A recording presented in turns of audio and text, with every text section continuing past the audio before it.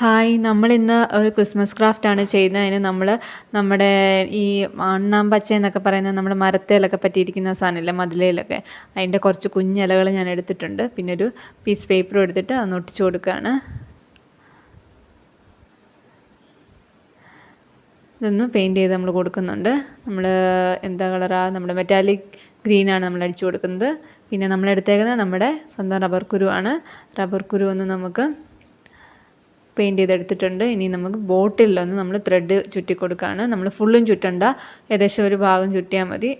ബാക്കിയുള്ള ഭാഗത്ത് നമ്മൾ ഒട്ടിച്ചു കൊടുക്കുന്നുണ്ട്.